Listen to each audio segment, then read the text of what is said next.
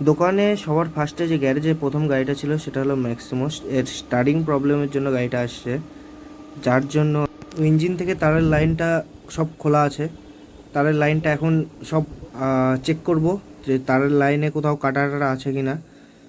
তারের line check করা হয়ে গেলে আমি এখন চেক করব এর তেলের লাইন, যার জন্য নিচে গাড়ির নিচে আমি ঢুকে আছি, গাড়ির নিচ থেকে তেলের লাইনগুলো চেক করছি। গাড়িটা স্টার্ট করলাম, দেখো কোনো প্রবলেম নেই, গাড়িটা একবারেই স্টার্ট হয়ে গেল। দেখো গাড়িটা স্টার্ট করে এইভাবে ছেড়ে দেবো 5 থেকে 10 মিনিট, কারণ কি স্টার্ট থাকলেই বুঝতে পারবো প্রবলেম কী কী আছে গাড়িতে।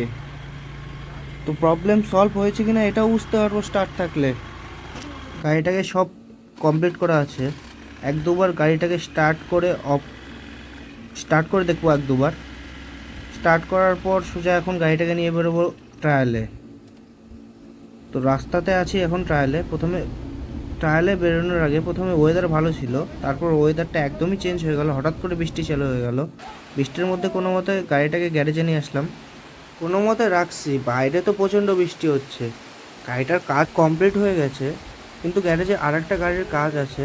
এই বৃষ্টির মধ্যে ওই গাড়ির কাজ আর করব না, যা হবে কালকে, বাস।